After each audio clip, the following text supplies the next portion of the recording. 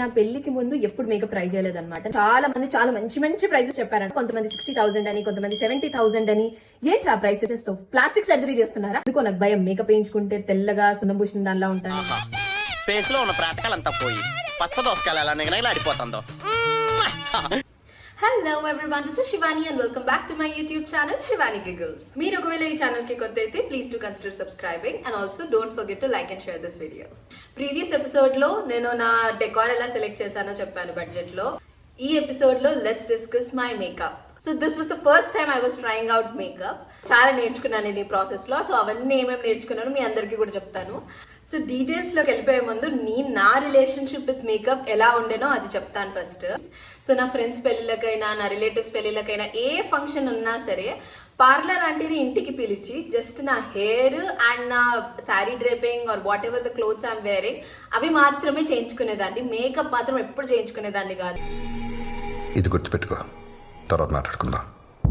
ఎందుకు అంటే నాకు ఒక కైండ్ ఆఫ్ భయం ఉండేదన్నమాట. మేకప్ వేసుకోగానే ఇప్పుడు తెల్ల పందిలాగా అనిపిస్తాను కావచ్చు, సుందం భూషణ్ దానిలాగా అనిపిస్తాను కావచ్చు అనిపించేది నాకు. సో వాటన్నిటి నుంచి దూరం ఉండేదాన్ని.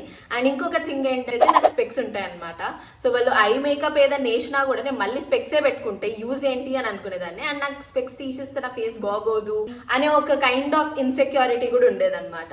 సో అందుకే నేను అసలు మేకప్ జోలికి వెళ్ళలేదన్నమాట అప్పటి వరకు. బట్ దెన్ పెళ్లి కాబట్టి ఐ హ్యావ్ టు లుక్ ప్రెజెంటేబుల్ కాబట్టి, బ్రైడ్ నేనే కాబట్టి, అండ్ ఫోటోగ్రఫీకి అంత స్పెండ్ చేస్తున్నాను కాబట్టి I wanted to try makeup. నాకు నా స్కిన్ తో ప్రాబ్లం ఏం లేదు. నా స్కిన్ కలర్ తో అయినా దేనితోనైనా I don't have any issues. So అందుకే స్కిన్ టోన్ ని ఈవెన్ చేసే మేకప్ అయితే చాలు, స్కిన్ లైక్ ఫినిష్ ఉంటే చాలు అని మాత్రమే నేను అనుకున్నాను అనమాట. సో నేను ఇన్స్టాగ్రామ్ కి వెళ్ళిపోయి మేకప్ ఆర్టిస్ట్ ఇన్ హైదరాబాద్ మొత్తం సర్చ్ చేసి వాళ్ళందరికీ డిఎం చేయడం స్టార్ట్ చేశాను అనమాట. నేను ఎన్ని ఈవెంట్స్ ఉన్నాయి, ఇన్ని ఈవెంట్స్ కి ఎంత కోట్ చేస్తారు అని అడిగాను.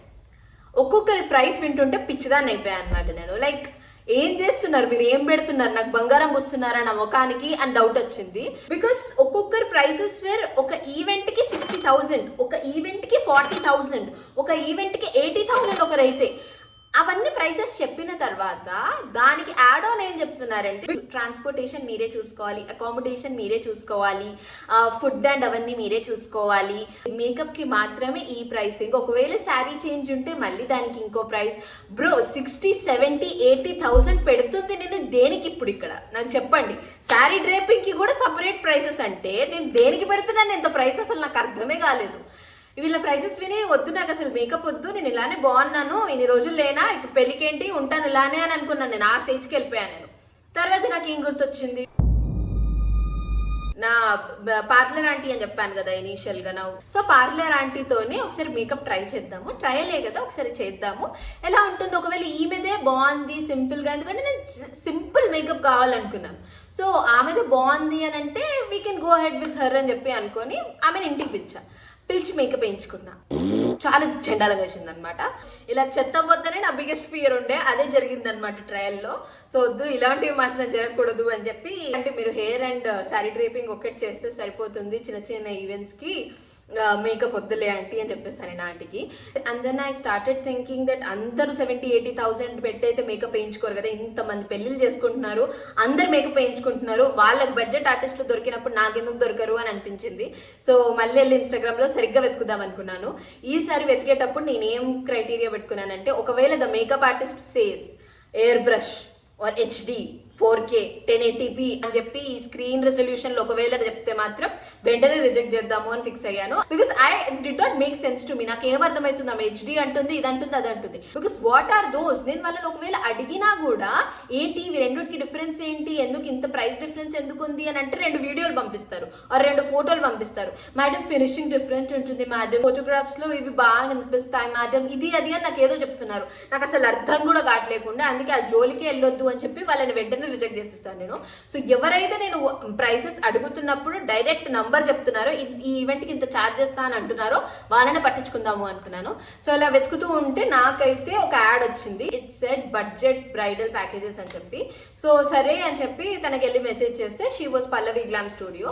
తన సిమిలర్ అకౌంట్స్ వస్తాయి కదా ఇన్స్టాగ్రామ్ లో. సో సిమిలర్ అకౌంట్స్ కి కూడా వెళ్ళి మెసేజ్ చేశాను అనమాట. వాళ్ళందరి ప్రైసెస్ తెలుసుకున్నాను, వాళ్ళందరి కోడ్స్ తెలుసుకుని వాళ్ళందరితో ఫోన్ కూడా మాట్లాడాను. మాట్లాడాక నా నాకు ఎవరైతే ఓకే జెన్యూన్ గా పనిచేస్తారులే అనిపించిందో, అండ్ ఇన్స్టాగ్రామ్ ప్రొఫైల్లో కూడా ఎవరి వీడియోస్ అయితే నాకు ఓకే పర్లేదు మంచిగానే చేశారు అని అనిపించిందో వాళ్ళని షార్ట్ లిస్ట్ చేసుకొని ఫైనల్ గా అయితే పల్లవి గారితో ఫైనలైజ్ చేసుకుందాం అనుకున్నాను. So my first event was engagement కి మిగిలిన ఈవెంట్స్ కి 1 month గ్యాప్ అలా ఉండే అనమాట.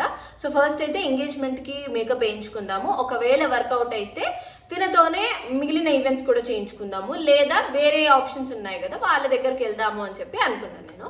సో తనతో జరిగిన కాన్వర్సేషన్ చెప్తాను. First conversation, so she wanted me to show my face, like pimples ఉన్నాయా, ఏమైనా డార్క్ స్పాట్స్ ఉన్నాయా, అవన్నీ చూసుకున్న తర్వాత మీ కళ్ళు చిన్నగానే ఉన్నాయి కాబట్టి small are medium some length ఉంటాయి అనుకుంటా ఐలాషెస్ లో, సో ఈ ఐలాషెస్ సరిపోతాయి ఇవి అవి అని అంటుండే. అప్పుడు చెప్పాను అనమాట, నాకు నేను స్పెక్స్ పెట్టుకుంటాను, so I don't think I need eye makeup అని చెప్పి. తను లేదు ఐ మేకప్ చేస్తేనే లుక్ ఉంటుంది, లేకపోతే మేకప్ చేసేందుకు స్పెక్స్ పెట్టుకోకపోవడమే బెటర్, లెన్స్ పెట్టుకుంటే సరిపోతుంది ఇది అది అని కన్విన్స్ చేశారనమాట. నేను అప్పటికి చాలా స్కెప్టికల్ ఉండే, because it was my first time coming in front of camera or coming in front of a gathering without my specs.